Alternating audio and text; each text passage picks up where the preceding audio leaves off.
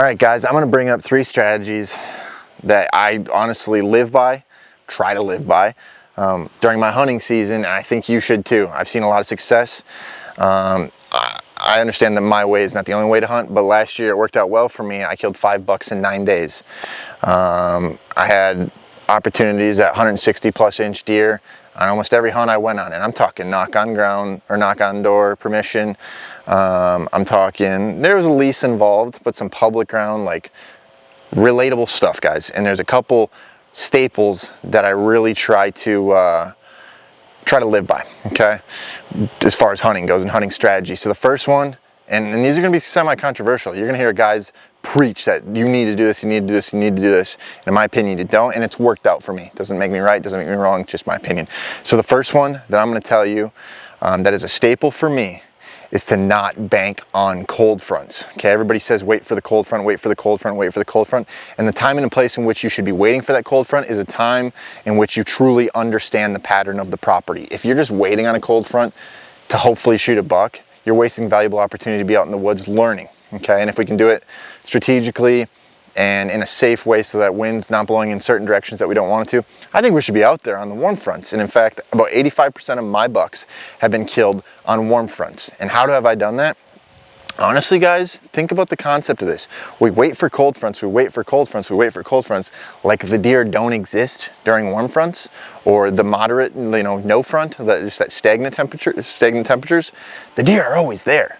And especially if you're a public land hunter, whenever you get that opportunity, that photo or anything like that, I think it's a good time to be out there and learn. And if anything else, gather that information, put it away for the rainy day next season, so that maybe you don't have to go in there and hunt as often. But the moral of that story is that those deer are always there. The weather doesn't matter. And if you truly understand how to read sign and find these deer, which you need to know how to do, that should be your strategy. Go in and kill those bucks when nobody else is willing to, because they are there. Number 2, going back to finding that sign, you need to be in season scouting. And I understand, I'm a private landowner myself. I got about 500 acres right now, and it drives me a little crazy to think that I should go in there and figure out what's going on in season. But you should, because then at least you know. Otherwise you sit on the fringes, you're passive, and you educate deer without even knowing it. So go in there once or twice, figure it out, whether it's on foot, on side by side, on e-bike, less scent that way. Go in and figure out what's going on. Tuck it away for a rainy day, so in future years we understand how deer are using the property. If we never go in and never figure it out, it might take us 2, 3, 4, 5, 10 years to figure out what's going on the property, because we were passive and we sat on the edge and we didn't want to pressure our property and move those deer off to the neighboring property. And in reality, if you bump that deer once, he's not going to leave the county. Not in my opinion, and I genuinely hunt that way. On public land trips, I don't hunt until I find the deer, find the sign and push him out, physically see him to know what I'm hunting. And generally, I get in there and I kill that deer within 3 to 5 days. I've never not been on a hunt, except for one time in southern Indiana in which I didn't find bucks I was willing to hunt. And that is, we're probably, well into the double-digit hunts, guys. And the only reason I do that is by in-season scouting.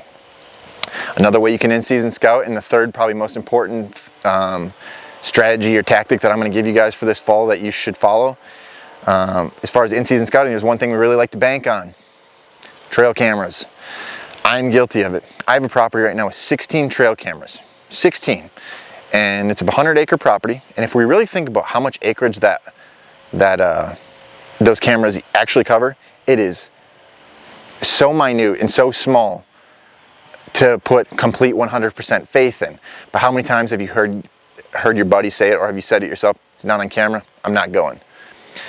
If I broke down the percentages, which I'm going to do this year, as to how many times I go out hunting, sit over a trail camera location and see deer off in the distance that don't cross that trail camera, I would assume that it'd be 5, 10, maybe 15% of the deer actually cross that camera.